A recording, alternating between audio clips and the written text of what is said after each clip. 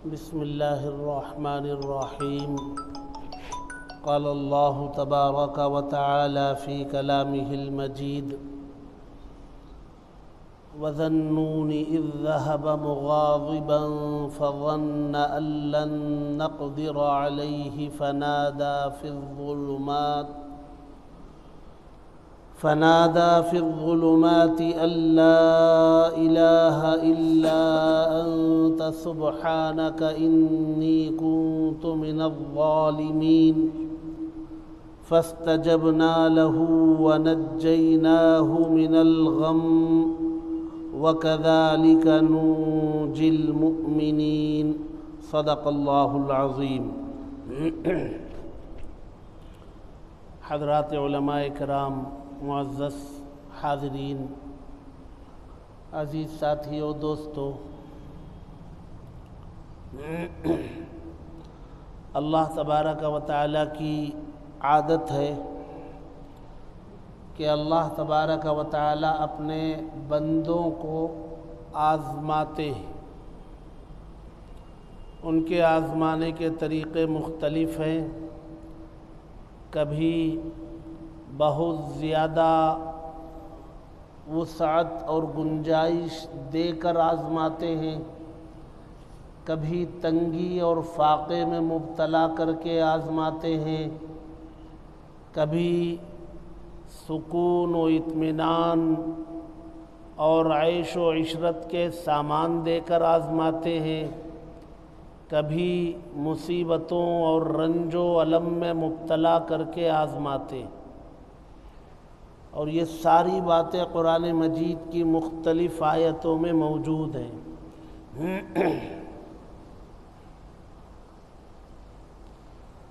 فَأَمَّا الْإِنسَانُ إِذَا مَا ابْتَلَاهُ رَبُّهُ فَأَكْرَمَهُ وَنَعَّمَهُ فَيَقُولُ رَبِّي أَكْرَمَنِ. فَأَمَّا الْإِنسَانُ إِذَا مَا ابْتَلَا، یہ ابتلا سے بنا ہے. ابتلا کے معنی آزمائش کے ہیں، امتحان کے. اللہ تبارک و تعالی جب انسان کو آزماتے ہیں اور اسے دولت سے نوازتے ہیں، فَأَكْرَمَهُ وَنَعَّمَهُ، اس کا اکرام کرتے ہیں، نعمتیں دیتے ہیں. فَيَقُولُ رَبِّي أَكْرَمَنِ، تو وہ کہتا ہے میرے رب نے میرا اکرام کیا، میں مستحق تھا تو کیا. یہ نہیں کہتے کہ اللہ تبارک و تعالیٰ کا فضل ہے، میں کسی قابل نہیں تھا، اللہ نے مجھے دے دیا. یہ نہیں کہتا. یہ کہتا ہے کہ بھئی میں مستحق تھا، مجھے دیا. جی، وہ قارون کا قول ہے.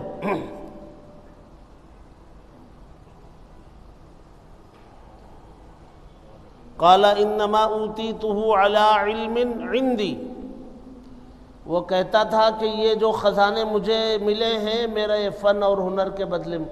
اوتیتہ علی علم عندی، میرے پاس جو علم تھا، میرے پاس جو فن تھا، میرے پاس جو ہنر تھا، اس فنون اور ہنر کی بنیاد پر یہ دولت، یہ خزانے ملے ہیں. یہ اللہ نے ایسے ہی نہیں دیے مجھے، میرے کمال کی وجہ سے مجھے ملا. جی. وَأَمَّا إِذَا مَا ابْتَلَاهُ فَقَدَرَ عَلَيْهِ رِزْقَهُ فَيَقُولُ رَبِّي أَهَانَنِ، اور جب اللہ تبارک و تعالیٰ اسے آزماتے ہیں اور اس کے رزق کو تنگ کر دیتے ہیں، فَقَدَرَ عَلَيْهِ رِزْقَهُ، تنگی میں مبتلا کر دیتے ہیں، تو کہتا ہے فَيَقُولُ رَبِّي أَهَانَنِ، اللہ نے میری توہین کر دی. یہ نہیں کہتا کہ بھی میرے گناہوں کی وجہ سے میں اس حالت میں پہنچا. قرآن مجید میں ایک اور آیت ہے، یہ ہے 14ویں پارے میں سورہ نحل میں. اللہ فرماتے وَضَرَبَ اللَّهُ مَثَلًا قَرْيَةً كَانَتْ آمِنَةً مُطْمَئِنَّةً يَأْتِيهَا رِزْقُهَا رَغَدًا مِّن كُلِّ مَكَانٍ. اللہ فرماتے ہیں مثال دو لوگوں کو اس گاؤں کی جس گاؤں میں بہت زیادہ امن تھا. کانت آمنتن مطمئنتن، اس گاؤں کے لوگ بہت پر امن تھے، مطمئن تھے، کوئی پریشانی نہیں تھی. یأتیہا رزقہا رغدا من کل مکان، اللہ تبارک و تعالیٰ ان کے پاس رزق لاتے تھے ہر جگہ سے، اوپر سے نیچے سے درختوں سے ہر جگہ سے رزق، روزانہ رزق کی فراہمی ان کے پاس۔ فَكَفَرَتْ بِأَنْعُمِ اللَّهِ، اس گاؤں کے لوگوں نے اللہ کے انعامات کی ناشکری کی۔ فَأَذَاقَهَا اللَّهُ لِبَاسَ الْجُوعِ وَالْخَوْفِ، تو اللہ تبارک و تعالیٰ نے بھوک و پیاس، تنگی اور تنگی کا لباس ان کو پہنایا۔ بما کانوا یصنعون، ان کے بدعملیوں کے نتیجے میں یہ ہوا۔ ہم نے تو سکون دیا تھا، ہم نے تو نعمتیں دی تھی، ہم نے تو اطمینان دیا تھا، سب کچھ دیا تھا، اللہ کی نعمتوں کو جھٹلایا، ناشکری کی، تو اللہ نے کہا ہم نے تھوڑا مزہ چکھایا، مزہ چکھ لو۔ اور یہ مزہ چکھانا ان کے اعمال کی وجہ سے تھا۔ تو اللہ تبارک و تعالیٰ تو آزماتے ہیں، اور میں اور آپ کس خانے میں ہیں؟ اللہ تبارک و تعالیٰ نے اپنے انبیاء کو آزمایا ہے۔ ہمارا کیا ہے؟ پورے قرآن میں جتنے انبیاء کا تذکرہ اللہ نے کیا ہے، آپ قرآن اٹھا کے دیکھیں گے تو اللہ تبارک و تعالیٰ نے ہر نبی کی آزمائش کا ذکر کیا۔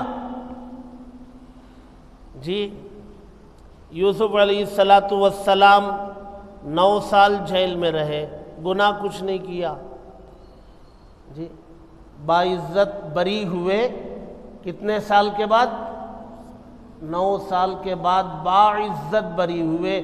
جس خاتون نے الزام لگایا تھا اسی نے آ کے گواہی دی، الآن حصحص الحق انا راودته عن نفسه وانه لمن الصادقین، میں نے اس کو گمراہ کیا تھا، میں نے پھسلایا تھا، وہ تو سچا تھا، لیکن 9 سال تو جیل میں کٹے، آزمائش تھی۔ جی نوح علیہ السلام، لوگ ان کو کیا کہتے تھے؟ وہ ریگستان میں رہتے تھے جہاں پانی کا نام و نشان نہیں تھا، اللہ نے کہا کشتی بناؤ۔ ریگستان میں کشتی بنا رہے تھے، پانی نہیں تھا۔ اب ریگستان میں کشتی بنائی جائے تو لوگ کیا کہتے تھے؟ پاگل ہے نوح جو ہے، پانی کا نام و نشان نہیں ہے، کشتی بنا رہا ہے۔ جی اللہ کا حکم تھا، اور جب کشتی بن گئی اللہ نے پانی بھیجا۔ جی موسیٰ علیہ السلام کی آزمائشوں کا ذکر ہے، آقا صلی اللہ علیہ وسلم کی آزمائشوں کا ذکر ہے۔ ام حسبتم ان تدخلوا الجنہ ولما یأتکم مثل الذین خلوا من قبلکم مستهم البأساء والضراء وزلزلوا حتى يقول الرسول والذین آمنوا معه متى نصر اللہ۔ کیا تم یہ سمجھتے ہو کہ تم جنت میں ایسے ہی چلے جاؤ گے؟ تمہارے اوپر وہ حالات نہ لائے جائیں جو پچھلی امتوں پر لائے گئے تھے۔ پچھلی امتوں پر تنگی کے، مصیبتوں کے ایسے احوال لائے گئے، وَزُلْزِلُوا، اور ان کے وجود کو ہلا دیا گیا، ایسا ہلا دیا گیا کہ وہ ان کے رسول کہنے لگے اور ایمان والے کہنے لگے متی نصر اللہ۔ کیا بات ہے، نکال دیں گے۔ یہ کون، کس کی زبان سے یہ نکلا تھا؟ حتیٰ یقول الرسول، اللہ کے رسول صلی اللہ علیہ وسلم کی زبان سے نکلا تھا متی نصر اللہ۔ تو اللہ تبارک و تعالیٰ نے کہا الا ان نصر اللہ قریب، اللہ کی مدد قریب ہے۔ انبیاء کو آزمایا گیا، میں اور آپ کس خانے میں ہیں، کس شمار میں ہیں، ہماری بھی آزمائش ہو رہی ہے۔ اللہ تبارک و تعالیٰ نے یہ ملک دیا، اس ملک میں حکومت دی، 800 سال تک آپ لوگوں نے حکومت کی، جی اس کی قدر نہیں کی۔ 800 سال تک حکومت کی نا، آپ ہی لوگ کہتے ہیں، تاریخ پڑھنے والے لوگ، جی قدر نہیں کی، اللہ نے چھین لیا۔ اب چھین کر کے پھر 150 سال تک ہمارے اکابرین نے قربانی دی، 1803 سے لے کر کے 1947 تک قربانیاں دیں، جی پھانسی کے پھندوں کو چوما، جی جانوں کا نذرانہ پیش کیا، بیویوں کو بیوہ بنایا، بچوں کو یتیم بنایا، اور سب کرنے کے بعد اللہ تبارک و تعالیٰ نے ایک مرتبہ پھر اس ملک کو آباد کیا، اس کو جمہوری بنایا۔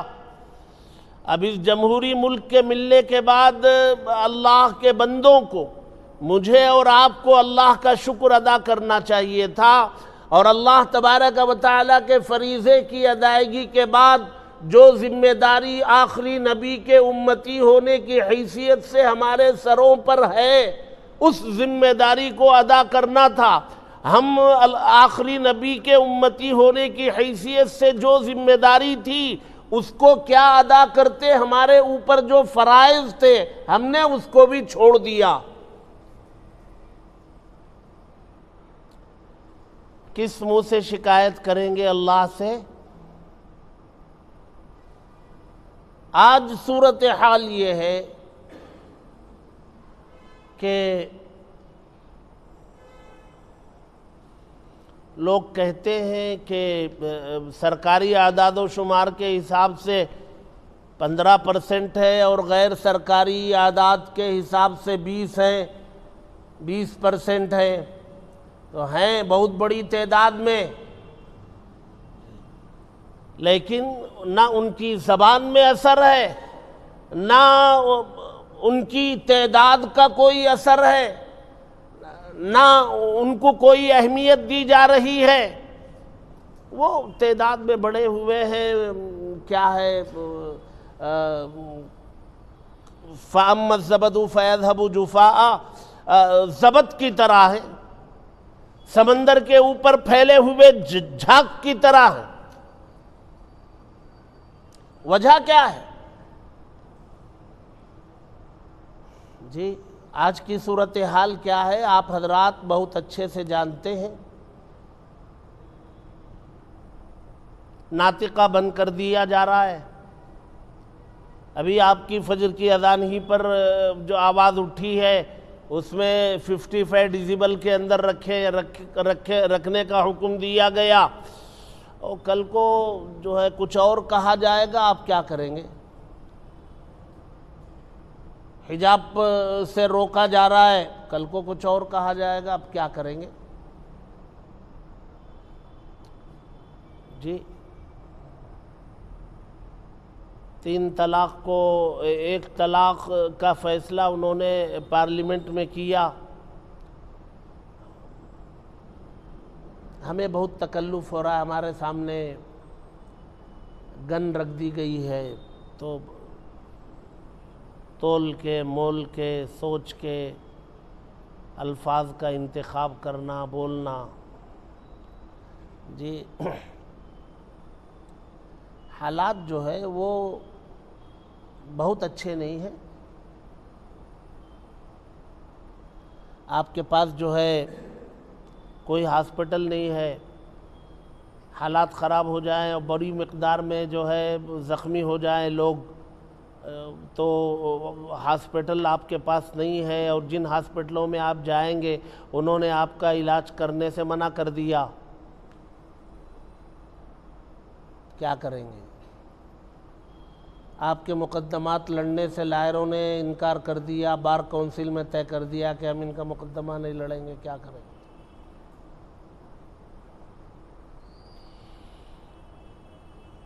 جی یہ حالات آئے کیوں؟ ہماری ناقدری، ناشکری کی وجہ سے آئے، اور اب بھی جو ہے شعور جاگا نہیں ہے۔ حضرت یونس علیہ السلام سے متعلق آیت میں نے پڑھی، جی اس میں اللہ تبارک و تعالیٰ نے فرمایا کہ یونس علیہ السلام اپنی قوم سے مایوس ہو کر دعوت دی، ایک زمانے تک اپنی قوم کو دین کی طرف بلاتے رہے، وہ قوم نے مانا نہیں، تو اللہ تبارک و تعالیٰ نے کہا قوم کو وارننگ کر دو، 3 دن میں اگر وہ بات نہیں مانیں گے تو اللہ کا عذاب آئے گا۔ یونس علیہ السلام نے وارننگ کر دی، اور اللہ نے یہ بھی کہا کہ اگر 3 دن میں یہ ایمان نہیں لائے تم آبادی سے نکل جاؤ۔ اس گاؤں کا یہ قانون تھا کہ اگر کوئی جھوٹ بول دے، جھوٹ کسی کا ثابت ہو جائے، اس کو ختم کر دیا جائے۔ یونس علیہ السلام نے وارننگ دی، چلے گئے وہاں سے۔ اب تیسرے دن دیکھا بادل گھرے ہوئے آ رہے ہیں اور وہ بادل جو ہے زمین کی طرف اتر رہے ہیں، تو گاؤں کے لوگوں کو لگا کہ یہ تو عذاب آنے لگا ہے۔ انہوں نے تلاش کیا، بھئی یونس کو تلاشو، یونس تھے نہیں، وہ چلے گئے تھے۔ تو سارے گاؤں والوں نے بیٹھ کر کے اللہ سے توبہ کی، استغفار کیا، بچے، مرد، بوڑھے، عورتیں، سبوں نے۔ اللہ تبارک و تعالی رحمان و رحیم ہے، اللہ تبارک و تعالی نے توبہ قبول کر لی، وہ عذاب ٹل گیا۔ کیا کر رہے ہو بھئی، چھوڑ دو، میں ایسے ہی بولوں گا۔ وہ عذاب ٹل گیا۔ تو یونس علیہ السلام جہاں تھے ان کو وہاں پتہ چلا کہ عذاب تو آیا نہیں۔ انہوں نے سوچا کہ میں جھوٹا ہو گیا قوم کے سامنے، اب جاؤں گا تو وہاں کے قانون کے مطابق مجھے مار دیا جائے گا۔ تو یونس علیہ السلام کو چاہیے تھا کہ وہیں رک کر کے اللہ کی وحی کا انتظار کرتے اور اللہ تبارک و تعالی جو حکم بھیجتے اس کے مطابق کرتے، لیکن یونس علیہ السلام نے وحی کا انتظار نہیں کیا۔ انہوں نے اپنے طور پر یہ طے کر لیا کہ مجھے یہ علاقہ چھوڑ دینا چاہیے اور کہیں اور چلے جانا چاہیے۔ یہ فیصلہ انہوں نے اپنے سے کیا، وحی کے انتظار کیے بغیر۔ وہ آگے گئے، سمندر ملا، کشتی کھڑی تھی، اس میں بیٹھ گئے۔ وہ سمندر پار کشتی کر رہی تھی، اس میں بیٹھ کے چلے گئے۔ اللہ تبارک و تعالیٰ کو یہ پسند نہیں آیا کہ بھی میرا نبی، میرا پیغمبر، میرا رسول، میرا قاصد میرے وحی کا انتظار کیے بغیر یہ چلے کیسے گئے، اللہ کو یہ پسند نہیں آیا۔ تو اللہ تبارک و تعالیٰ نے آزمائش میں مبتلا کر دیا، وہ کشتی درمیان میں جا کے رک گئی۔ اب کشتی میں بیٹھے ہوئے لوگوں نے کہا کہ بھئی اس میں کوئی غلام ہے جو اپنے مالک کی اجازت کے بغیر بھاگ کے آیا ہے، اس لیے کشتی رک گئی، اب اس غلام کو اٹھا کے سمندر میں ڈال دو تو کشتی چلے گی۔ یونس علیہ السلام نے سمجھ لیا کہ وہ غلام میں ہی ہوں، اپنے مالک سے بھاگا ہوا، مجھے انتظار کرنا تھا، میں نے کیا نہیں۔ تو ان کو سمجھ میں آ گیا، یونس نے پیشکش کی، میں ہی وہ غلام ہوں، مجھے ڈال دو سمندر میں۔ کشتی والوں نے دیکھا کہ اتنا نورانی چہرہ، معصوم چہرہ، یہ کیسے مالک سے بھاگ سکتا، بھئی تم نہیں ہو۔ کشتی والوں نے یقین نہیں کیا، انہوں نے کہا ٹھیک ہے قرعہ ڈالتے ہیں۔ سب کے نام معلوم کیے، پرچی میں لکھے اور اس میں قرعہ ڈالا۔ ایک پرچی اٹھائی گئی، جس کا نام نکلتا اس کو سمندر میں ڈالنا تھا۔ پرچی کھولی، یونس کا نام نکلا۔ تو کشتی والوں نے دیکھا بھئی نام تو انہی کا نکلا، لیکن یہ اتنا نورانی چہرہ ہے، یہ تو نہیں ہو سکتے جی۔ ایک نیک عابد زاہد عام آدمی، ایک عام آدمی، لیکن وہ نمازوں کا پابند ہے، تہجد کا پابند ہے، اس کے چہرے پر ایک نور ہوتا ہے جی، وہ نور کے اندر ایک روب ہوتا ہے، وہ کبھی کبھی جو ہے مشاہدہ ہوتا ہے اس کا جی۔ آپ کبھی پولیس اسٹیشن جائیں گے تو پولیس آپ کا اکرام نہیں کرے گی، ڈانٹے گی، پتہ نہیں کیسا سلوک کرے گی، لیکن ہم نے دیکھا کوئی اللہ والا جب جاتا ہے تو غیر محسوس طریقے پر پولیس کھڑے ہو جاتا ہے، سمجھ میں نہیں آتا وہ کھڑا کیوں ہوا،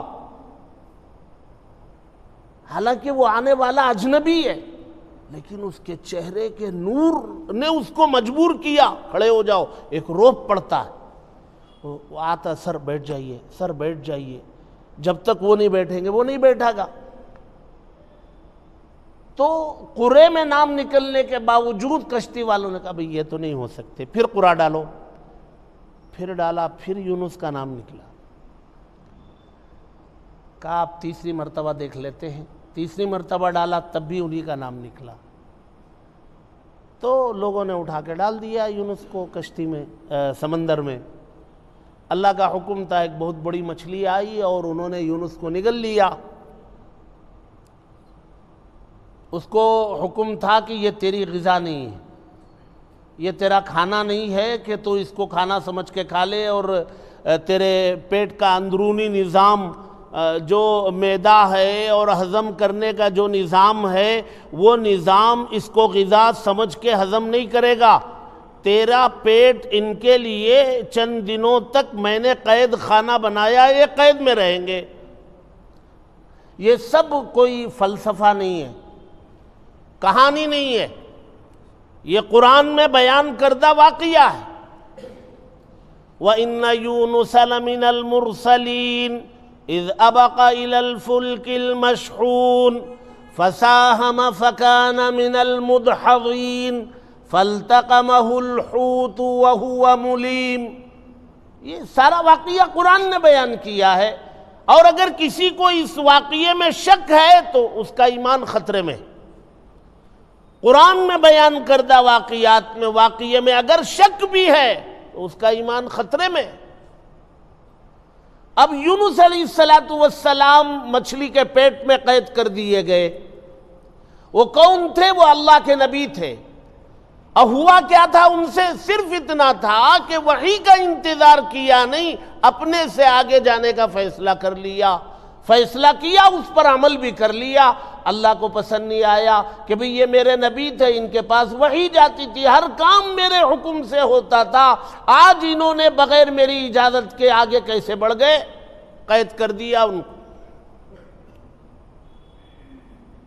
یوسف کو وہاں مصر کی جیل میں، ہمارے آقا صلی اللہ علیہ وسلم کو پورے خاندان کے ساتھ 3 سال جیل میں رکھا گیا تھا، پورے خاندان کے ساتھ۔ اس جیل کا نام تھا شعب ابی طالب۔ وہ ایک گھاٹی تھی، گھاٹی مانے پہاڑ، اس کے اندر سرنگ۔ اللہ کے نبی کو اور ان کے گھر والوں کو اس سرنگ میں، اس گھاٹی میں محصور کر دیا گیا، اور مکے کے اندر پابندی تھی، کوئی بات نہیں کرے گا، کوئی سامان نہیں بیچے گا، کوئی خریدے گا نہیں، کوئی مدد نہیں کرے گا۔ 3 سال تک اللہ کے نبی اپنے خاندان کے ساتھ اس شعب ابی طالب میں تھے۔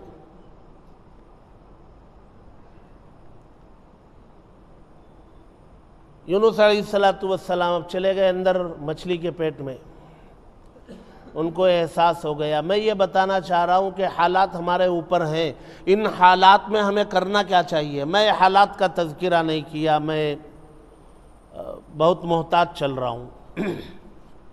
ان حالات میں ہمیں کرنا کیا ہے، وہ یہ آیت رہبری کرتی ہے ہمیں کیا کرنا ہے۔ وَذَنُّونَ، اور مچھلی والے، نون کہتے ہیں مچھلی کو، حوت کہتے ہیں مچھلی کو۔ اللہ نے یونس علیہ السلام کو کہیں ذُنُّون کہا، کہیں صاحب حوت کہا، کہیں یونس کہا، تینوں ناموں سے ان کا تذکرہ کیا۔ صاحب حوت بھی کہا، ذُنُّون بھی کہا، یونس بھی کہا۔ اس آیت میں ذُنُّون کہا کہ وَذَنُّونَ اِذْ ذَهَبَ مُغَاضِبًا، وہ مایوس ہو کر کے چل پڑے آگے۔ فَظَنَّ، انہوں نے یہ سوچا، أَلَّن نَّقْدِرَ عَلَيْهِ، اللہ تبارک و تعالی کوئی پکڑ نہیں کریں گے ان پر، یہ سوچ کر کے وہ بڑھ گئے تھے۔ تو اللہ تبارک و تعالی نے مچھلی کے پیٹ میں قید کر دیا، تو ایک مصیبت میں گھر گئے نا۔ کیا ہو گئے؟ ایک مصیبت میں گر گئے۔ اور اس مصیبت میں گرنے کے بعد انہوں نے کیا کیا؟ ہم لوگ اس وقت مصیبت میں ہیں، بہت ساری مصیبتیں، ایک جگہ سے نہیں ہیں، بے شمار جگہوں سے ہیں۔ مدارس کے اوپر نشانہ ہے، مساجد کے خطرے میں ہیں، جو حجاب و اسلامی احکامات پر اعتراضات ہیں، بہت سارے مسائل کا شکار ہے، مصیبت میں۔ تو یونس علیہ السلام نے کیا کیا؟ ہمیں وہ کرنا ہے۔ تو یونس علیہ السلام نے مچھلی کے پیٹ میں کیا کیا؟ فنادا، انہوں نے پکارا، کہاں پکارا؟ فی الظلمات، تاریکیوں میں، ظلمات جمع ہے، ایک تاریکی نہیں، ایک اندھیرا نہیں، کئی اندھیریوں کے اندر انہوں نے رب کو پکارا۔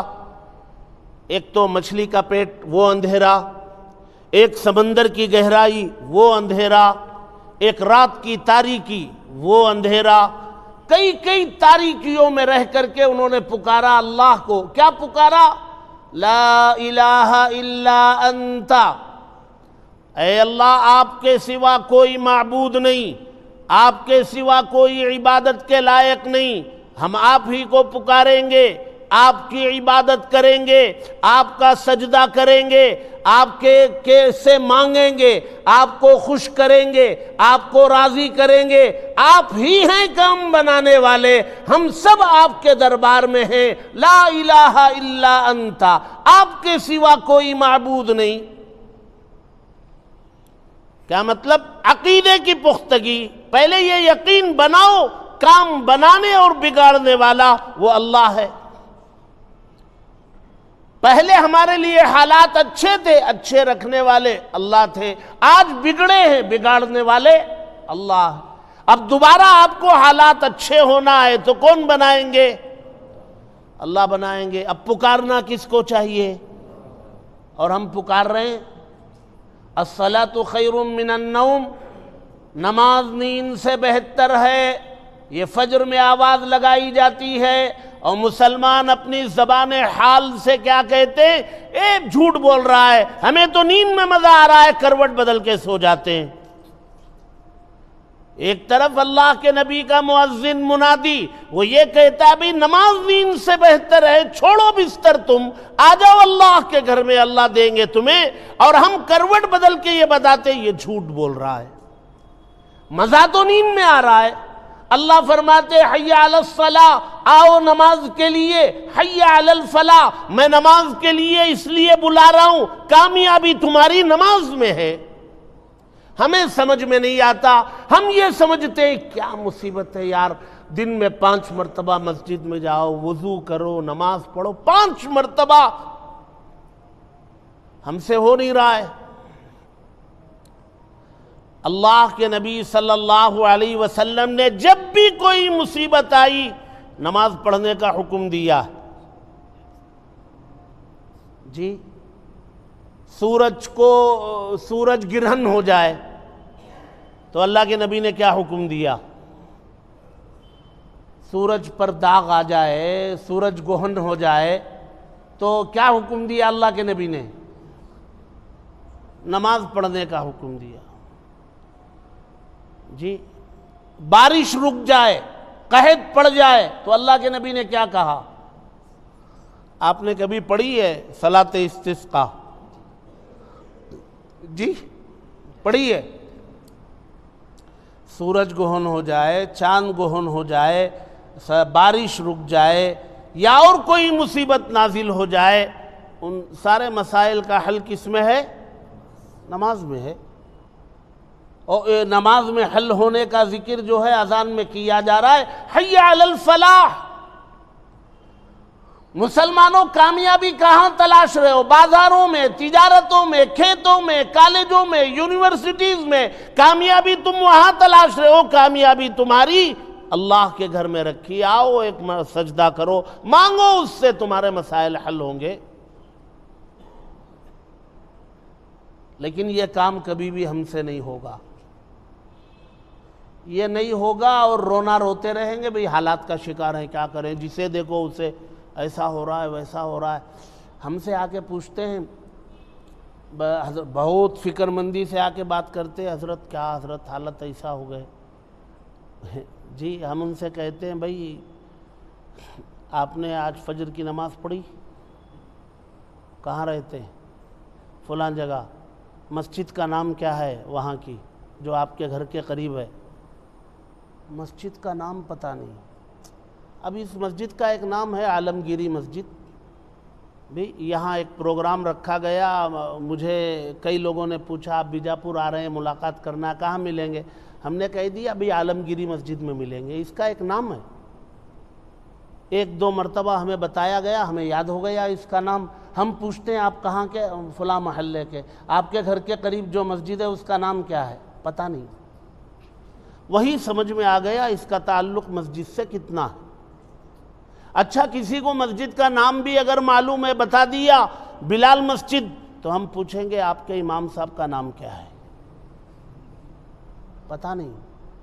ہم سمجھ جائیں گے اس کا تعلق امام صاحب سے نہیں، علماء سے نہیں ہے.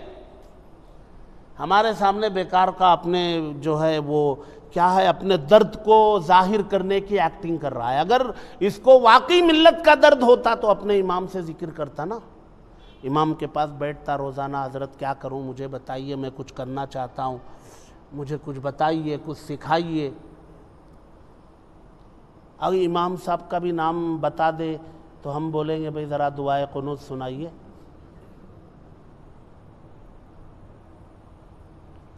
دعائے قنوت کیا حضرت؟ دعائے قنوت کیا کر کے مجھے پوچھتا ہے؟ اچھا آپ کو یاد نہیں ہے؟ یار جاؤ اپنی مسجد میں امام صاحب کے پاس، پہلے دعائے قنوت یاد کر لو، بعد میں آ کے یہ ملت کا درد بتانا، یہ ایکٹنگ وغیرہ سب ہمارے پاس نہیں چلے گی. ہم بہت دیکھ چکے. آپ نے فجر کی نماز ہی نہیں پڑھی، جو ہمارے مسائل کا حل رکھا تھا وہاں فجر میں تم نے وہ پڑھی ہی نہیں، اب آ کے بیکار کا کر رہے ہو ہمارے سامنے. ہے کہ نہیں ایسا؟ جی جب وہ فجر کی اذان کا مسئلہ ذرا زوروں پر تھا تو بہت سے لوگ جو ہے اعتراض کرتے تھے آ کے، کیا حضرت ہمارے اذانہ کو ایسا کر ڈالے، وہ ایسا ہمیں کیسا ہونے دینا، نہیں ہونے دیتے. تو ان سے میں کہتا ضرور صاحب میں آپ کے ساتھ ہوں، جو آپ بول رہے ہیں وہ آپ کو کرنا ہے، لیکن وہ کرنے سے پہلے تھوڑی تیاری کرنا ہے. کیا تیاری کرنا ہے؟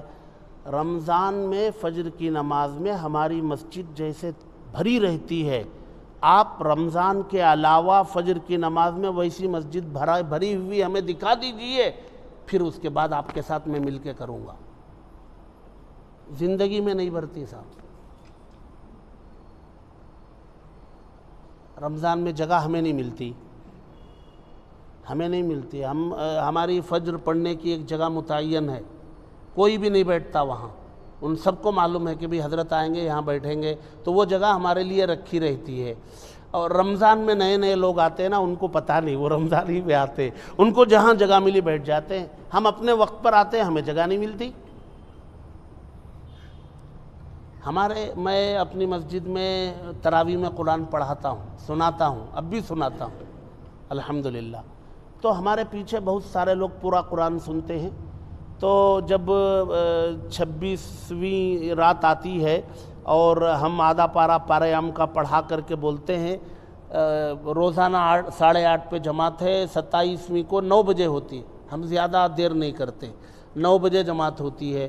روزانہ جو ہے نماز پڑھنے والے عشاء کی وہ 7:45 8 بجے آ کے صفیں بنا لیتے ہیں. میں ان کو کہتا ہوں کل مغرب میں آ جاؤ، اور کل مغرب میں آ کے یہیں روزہ کھول کے قرآن کے آخری آیتیں تراویح میں سنو. جو جہاں سنتا تھا روزانہ کل وہیں مجھے دکھنا چاہیے، ورنہ کل 27ویں شب ہے، بہت بڑی بھیڑ آئے گی، تم اپنے وقت پر آؤ گے تو وہ بھیڑ آ کے وہ جگہ پکڑ لے گی، تمہیں جگہ نہیں ملے گی. میں تم سب کو تمہاری جگہ میں دیکھنا چاہتا ہوں.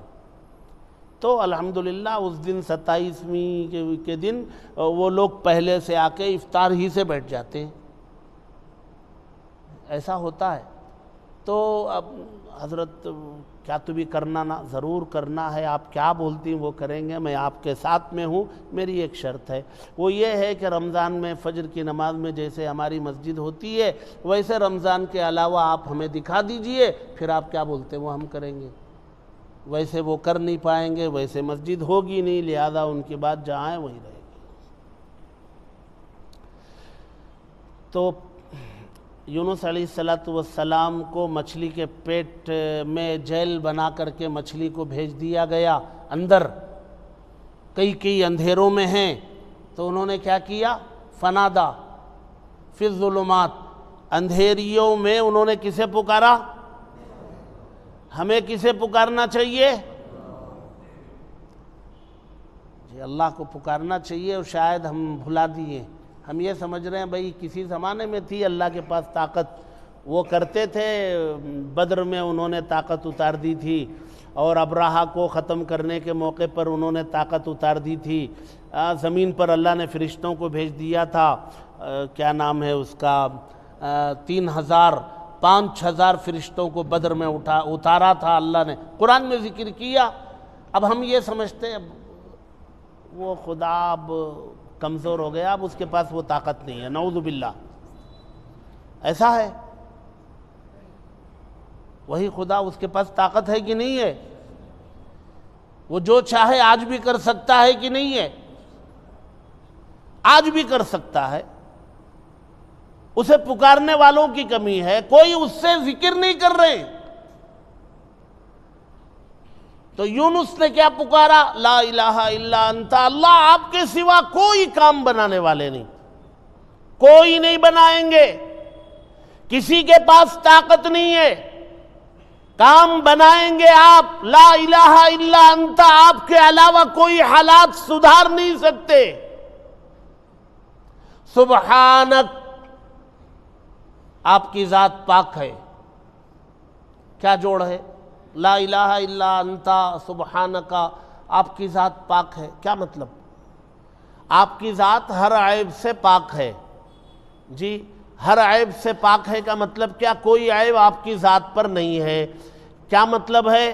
آپ نے مجھے جیل میں ڈال دیا نا، مچھلی کے پیٹ میں، اگر یہ کہا جائے کہ آپ نے معمولی غلطی کو اتنی بڑی سزا دے دی، تو مطلب یہ ہوگا کہ جرم چھوٹا سزا بڑی، اور چھوٹے جرم کو بڑی سزا دینا یہ ظلم ہے، اور اللہ نے ظلم کیا، ظلم کرنا عیب ہے۔ تو یونس نے کہا نہیں، آپ کی ذات پاک ہے، آپ نے میرے ساتھ جو معاملہ کیا میں اسی کا مستحق ہوں، میں اسی کا مستحق تھا، آپ کی ذات پاک ہے، آپ بے عیب ہیں۔ ہمیں یہ کہنا پڑے گا یہاں کہ ہمارے ساتھ اس وقت جو حالات ہیں ہم اسی کے مستحق ہیں، اللہ بے عیب ہیں، اللہ نے کوئی ہمارے اوپر زیادتی نہیں کی، اللہ نے کوئی ظلم نہیں کیا، ہمارے اعمال ویسے تھے، اس اعمال کے نتیجے میں اعمال کے مطابق ہمارے ساتھ معاملہ کیا جا رہا ہے۔ ظہر الفساد فی البر والبحر بما کسبت ایدی الناس، لوگوں کے اعمال کے مطابق، ان کے کاموں کے مطابق زمین پر فیصلے نازل ہوتے۔ اللہ کی ذات پاک ہے۔ کوئی مسلمان یہ کہتا ہے کہ ہمارے اوپر ہم حالات کا شکار ہیں، بھئی کیوں ہیں؟ یہ بات صحیح ہے کہ حالات کا شکار ہے، اب اس کی تسبیح مت پڑھو، حالات کا شکار ہیں، حالات کا شکار ہیں، حالات کا شکار ہیں، کیا فائدہ ہوگا؟ کوئی فائدہ نہیں ہوگا۔ ان حالات کے شکار ہونے کی وجہ کیا ہے؟ تلاشو، اس وجہ کو ختم کرو، حالات ٹھیک ہو جائیں گے۔ وجہ کیا ہے؟ بھلا دیا اللہ کو۔ اور سبحانکا کے بعد کیا ہے؟ انی کنت من الظالمین، اقرار کر رہے ہیں کہ میں ہی ظالم تھا۔ آپ کی ذات پاک ہے، ظالم کون؟ میں، مجھے انتظار کرنا تھا، آپ نے مجھے نبی بنایا، میرے پاس جبریل آتے، میرے پاس وحی آتی تھی، مجھے انتظار کرنا تھا، میں نے انتظار نہیں کیا، ظلم تو میں نے کیا، ظالم میں ہوں، آپ پاک ہیں۔ آپ اس سے بڑی بھی کوئی سزا دے دیتے تو میں اس کا بھی مستحق تھا، آپ کی ذات تو پاک ہے، ظالم تو میں ہوں۔ اب ہے ہم میں سے کوئی بولنے والا ہم لوگ ظالم ہیں، اپنے آپ پر ظلم کرنے والے ہیں؟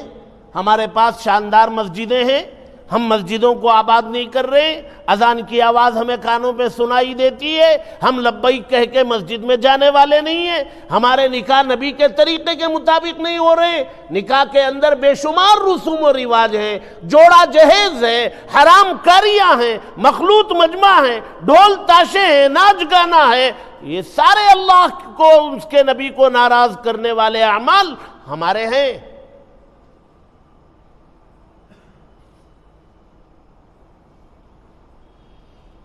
یونس علیہ السلام کے ایک مرتبہ پکارتے ہی اللہ نے نہیں کہا کہ بھئی ٹھیک ہے چلو نکل جاؤ مسجد کے پیٹ سے، مچھلی کے پیٹ سے، نہیں کہا، دیکھا کب تک پکارتے ہیں، ایسے ہی پکار رہے ہیں یا استقامت بھی ہے کہ نہیں ہے۔ روایتوں میں مختلف مدتیں ذکر کی گئی ہیں اور مشہور مدت 40 دن کی ہے۔ 40 دن مچھلی کے پیٹ میں رہے، پکارتے رہے، میں ظالم ہوں، آپ پاک ہیں، آپ کے سوا کوئی معبود نہیں، حالات بنانے والے آپ ہیں، ہم آپ کو راضی کریں گے، میں آپ کو راضی کرتا ہوں، میں نے بہت ظلم کیا، میں اب معافی مانگتا ہوں، میرے حالات آپ بنا دیجئے۔ ہم ایک دن 2-3 نمازیں پڑھ لیے تو بس ہم سمجھتے میں تو نماز پڑھیا کیا بھی چھوڑا نہیں۔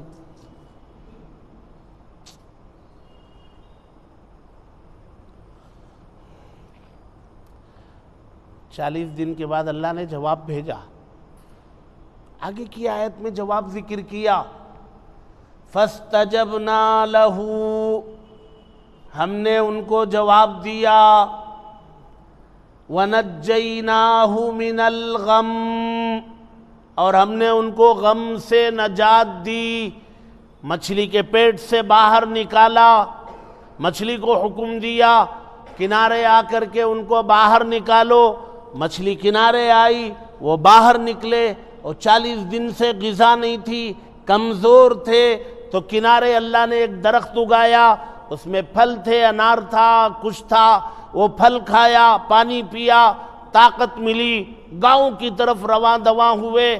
اللہ نے کہا کہ انہوں نے پکارا، میں تو رحمان و رحیم ہوں، بندہ مجھے پکارتا ہے تو میں جواب دیتا ہوں۔ ایک واقعہ لکھا ہے کتابوں میں، ایک پجاری تھا، ایک جو ہے وہ بتوں کی عبادت کرنے والے ایک تھے، اور ان کو کوئی کام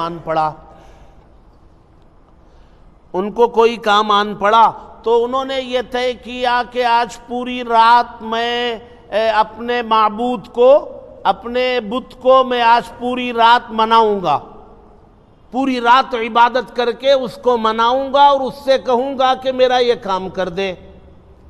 تو پوری تیاری کر کے آ کے بیٹھے وہ، اور بیٹھ کے پکارنے لگے، بت کو کہتے ہیں صنم، کیا کہتے ہیں؟ صنم، آخر میں میم ہے، یم۔ تو اس نے یا صنم یا صنم یا صنم یا صنم پکارتا رہا، بت کو پکارتے پکارتے پکارتے پکارتے، رات کا وقت ہے، نیند آ جاتی ہے، تو نیند آ گئی، جھپکنے لگے، اور جھپکتے جھپکتے ان کی زبان سے نکل گیا یا صنم کی جگہ میں یا صمد، اور صمد کس کا نام ہے؟ اللہ کا، قل هو اللہ احد، اللہ صمد، اللہ کا نام صمد ہے۔ جب اس کی زبان سے نکل گیا، اسے بولنا نہیں تھا صمد، صنم کی جگہ صمد نکل گیا، تو اللہ نے آسمانوں میں آواز لگائی، لبیک یا عبدی، میرے بندے میں حاضر ہوں، بولو۔ فرشتوں نے کہا اللہ وہ آپ کو نہیں پکار رہے ہیں، وہ تو اپنے معبود کو پکار رہا تھا، نیند میں وہ نکل گیا۔ تو اللہ نے کہا کہ بھئی وہ تو بہت دیر سے اپنے خدا کو پکار رہا ہے، اس کے خدا نے جواب دیا؟ کہا نہیں دیا، مجھے پکارا جان کے انجانے میں، کیسے کہ مجھے پکارا، میں بھی جواب نہ دوں تو اس کے خدا میں میرے میں فرق کیا ہے؟ ہمارا خدا تو ایسا، ہم نے پکارا ہی نہیں۔ اللہ کہہ رہے فَاسْتَجَبْنَا لَهُ وَنَجَّيْنَاهُ مِنَ الْغَمِّ، ہم نے ان کو سمندر کی تہوں میں تھے وہاں سے اوپر نکالا اور مچھلی کے پیٹ سے باہر نکالا۔ ہو گیا اذان؟ ابھی 5 منٹ میں ختم کر دوں گا، روک لو، اذان کے بعد پھر بولنے من نہیں کرتا، روک دو۔ تو اب ایک آخری سوال رہ جاتا ہے، وہ سوال یہ رہتا ہے کہ آپ کہیں گے کہ بھی وہ تو نبی تھے اور نبی کے لیے اللہ تعالیٰ کی مدد آ گئی، ہم تو نبی نہیں ہیں، ہمارے لیے کیسے مدد آئے گی؟ ہمارے لیے کیا ہمارے لیے بھی اللہ ویسے کریں گے؟ تو آگے کے ٹکڑے میں قیامت تک آنے والے مسلمانوں کے لیے اللہ نے کہا فَاسْتَجَبْنَا لَهُ وَنَجَّيْنَاهُ مِنَ الْغَمِّ وَكَذَلِكَ نُنْجِي الْمُؤْمِنِينَ۔ قیامت تک ہر مومن کو ہم اسی طریقے سے نجات دیں گے، غموں سے، پریشانیوں سے۔ ایک اعتراض یہ ہو سکتا ہے کہ لوگ کہیں، آپ لوگ کہیں کہ بھئی وہ تو نبی تھے یونس، ان کے لیے دعا قبول ہو گئی، اللہ کی مدد آ گئی ان کے لیے، ہمارے لیے کہاں آئے گی؟ تو اللہ نے جواب دیا وَكَذَلِكَ نُنْجِي الْمُؤْمِنِينَ، یہ ہماری رحم، مدد اور نصرت یونس کے ساتھ خاص نہیں ہے، وہ قیامت تک آنے والے مومنین کو اسی طریقے پر ہم نجات دینے کا وعدہ کرتے ہیں، لیکن کوئی مانگے تو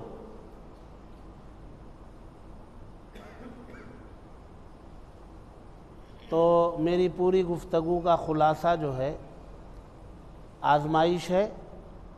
وہ آزمائش جو ہے ہمارے اعمال کی وجہ سے ہے، ہمارے یہ حالات جو ہے ہمارے اعمال کے نتیجے میں ہیں۔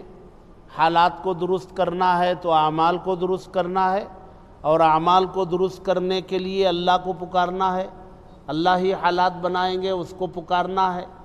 اور اللہ تعالیٰ نے وعدہ کیا ہے کہ میں نے اپنے انبیاء کی مدد کی ہے اور قرآن میں اس کو ذکر کیا ہے، تو میں آپ لوگوں کی بھی مدد کروں گا، لیکن میری بات تو مان کے چلو، میرے حکموں کی پابندی تو کرو، حی علی الصلاۃ کا جواب تو پریکٹیکلی دو، چلو لبیک کہہ کے مسجد کی طرف چلو، نماز تو پڑھو، مسجدوں کو آباد تو کرو۔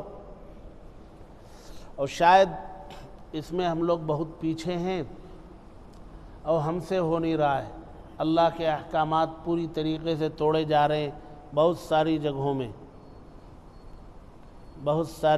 میں جی۔ تو ہمیں اعمال کو، لوگ کہتے ہیں نا بھی ان حالات میں ہمیں کیا کرنا چاہیے؟ پہلا کام یہ کرنا چاہیے کہ 5 وقت کی نماز کا اہتمام کرنا چاہیے۔ سارے مسائل کا حل اس میں، ہم نے اللہ کے نبی کی پوری تاریخ آپ پڑھ ڈالی ہے، جب بھی کوئی مصیبت آتی ہے اللہ کے نبی نماز کی طرف متوجہ ہوتے، ہمیں حکم دیا سورج کو گرہن لگے تو نماز پڑھو، چاند کو گرہن لگے تو نماز پڑھو، بارش نہ ہوئی تو نماز پڑھو۔ اللہ کے نبی گھر آتے، اپنی ازواج سے پوچھتے کھانے کے لیے کچھ ہے، وہ بتاتی کچھ نہیں ہے، تو اللہ کے نبی وہی گھر تھا، وہی مسجد تھی، گھر سے مسجد میں آتے، نماز کی نیت باندھ لیتے۔ تو سارے مسائل کا حل تو نماز میں بتایا، اور اسی نماز کا پڑھنا ہمارے لیے بھاری ہو چکا ہے۔ یعنی ہماری بیماری کا علاج جس دوا میں رکھا گیا ہے، ہمارے حالات کی بیماری کا حل جس علاج نماز میں رکھا گیا ہے، وہ نماز کی گولی ہم کھانے تیار نہیں۔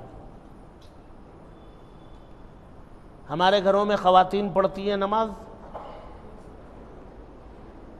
بہت کم اللہ کے بندے ہوں گے جن کے گھروں میں اذان ہوتی یا نماز کا وقت ہو، خواتین وضو کرتی ہوں گی، وہ نمازیں پڑھتی ہوں گی، بہت کم گھر ہوں گے۔